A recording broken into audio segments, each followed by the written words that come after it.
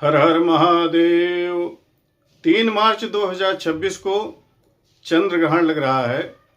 इस चंद्र ग्रहण का सभी 12 राशियों पर क्या प्रभाव होगा, इसके विषय में हम इस वीडियो में जानेंगे। जैसा कि हम सभी जानते हैं, 3 मार्च 2026 फाल्गुन पूर्णिमा के दिन चंद्र ग्रहण लग रहा है। यह चंद्र ग्रहण ग्रस्तोदित चंद्र ग्रहण होगा, अर्थात जब भारत में चंद्रोदय होगा तो उससे पूर्व ही ग्रहण लगा हुआ रहेगा। भारतीय मानक समयानुसार 3 मार्च को दिन में 3:20 पर इस ग्रहण का प्रारंभ होगा। 5:04 पर इसका मध्य रहेगा और सायंकाल 6:47 पर इस ग्रहण का मोक्ष होगा। काशी के समय अनुसार सायंकाल 5:59 पर चंद्रमा का इस दिन उदय होगा। तो चंद्रोदय से चंद्र ग्रहण के मोक्ष का जो समय है वह कुल 48 मिनट रहेगा, अर्थात चंद्र ग्रहण 48 मिनट तक देखा जा सकेगा। कहीं कहीं पर कुछ ज्यादा देर तक इसे देखा जा सकता है, लेकिन संपूर्ण ग्रहण भारत में कहीं पर नहीं दिखाई देगा। तो इस ग्रहण का 12 राशियों पर क्या प्रभाव होगा, आइए इसके विषय में हम जान लेते हैं। यह चंद्र ग्रहण पूर्वा फाल्गुनी नक्षत्र एवं सिंह राशि पर लग रहा है। तो सबसे ज्यादा ध्यान इस राशि वालों को देना है। सिंह राशि वालों के लिए थोड़ा सा समय विपरीत रहेगा। तो आइए सबसे पहले हम मेष राशि वालों के विषय में जानें कि यह चंद्र ग्रहण उनके लिए कैसा रहेगा। मेष राशि वालों के लिए इस ग्रहण का प्रभाव अशुभ कारक होगा। उनकी चिंताएं बढ़ सकती हैं।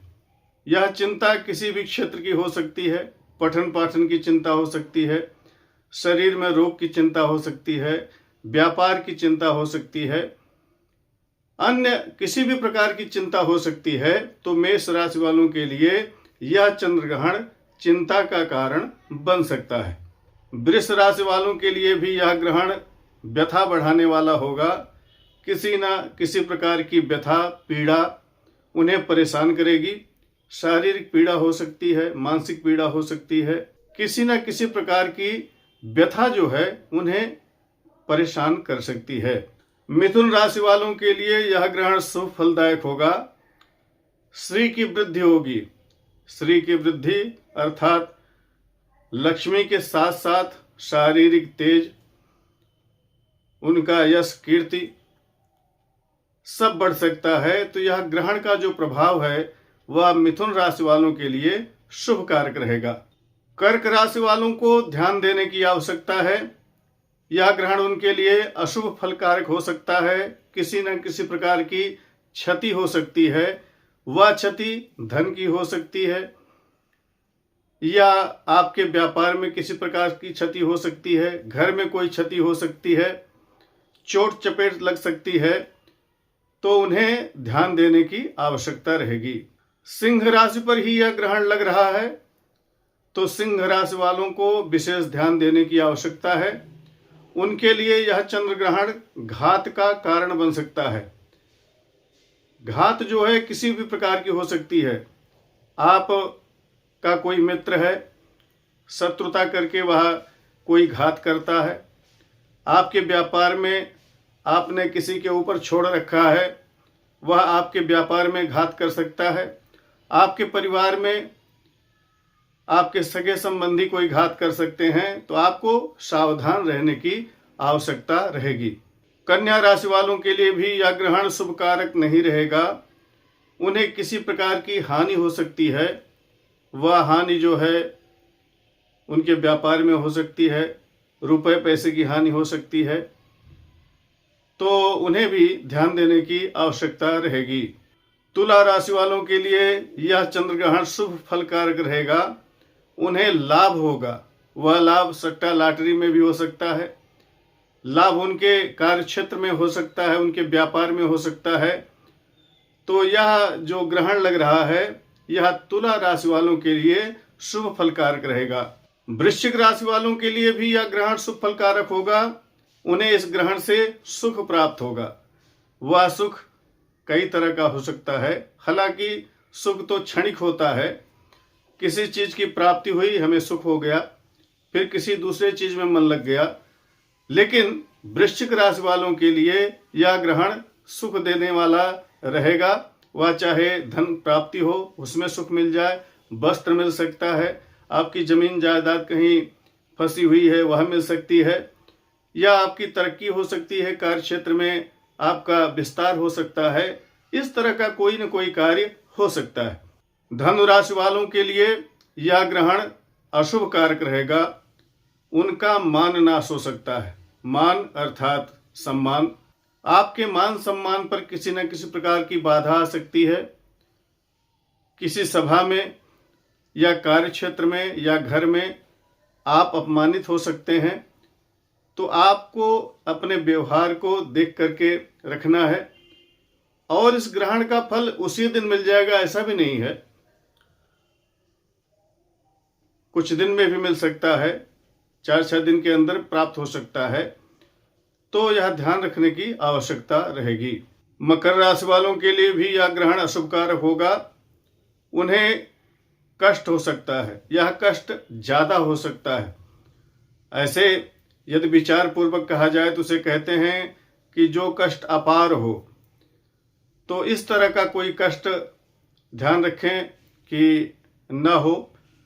और आपका कार्य क्षेत्र हो, आपके घर में हो, या आप किसी रोग से ग्रसित हो जाएं, अस्पताल जाना पड़ जाए, आपको वाहन चलाते समय ध्यान रखने की आवश्यकता है कि कहीं एक्सीडेंट इत्यादि न हो। तो यह सब सारी सावधानी आपको रखना चाहिए। कुंभ राशि वालों के लिए भी यह ग्रहण शुभ कारक नहीं रहेगा।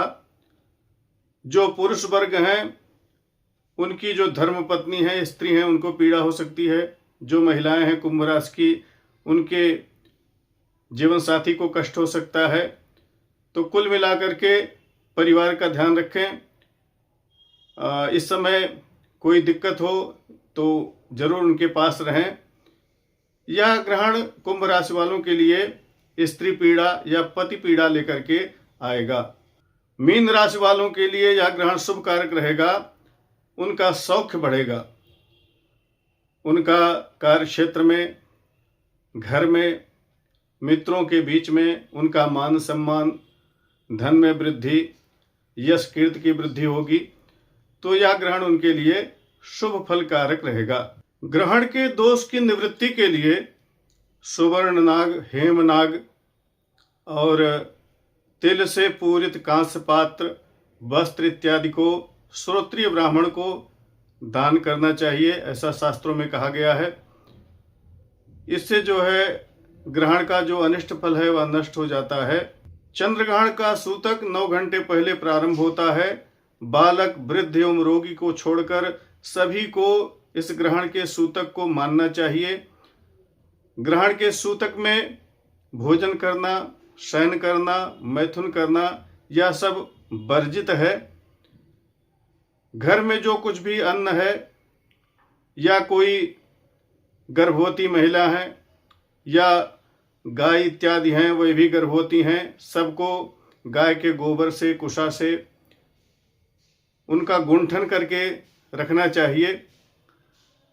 और जिन लोगों के लिए इस ग्रहण में अनिष्ट को बताया गया है, वे कृपया इस ग्रहण को ना देखें। और ग्रहण के आदि में, मध्य में और मोक्ष में स्नान करने को कहा गया है। आप तीर्थ में स्नान कर सकते हैं। आपके आसपास कोई नदी है, जलाशय है, कुंड है, उसमें जाकर के स्नान कर सकते हैं।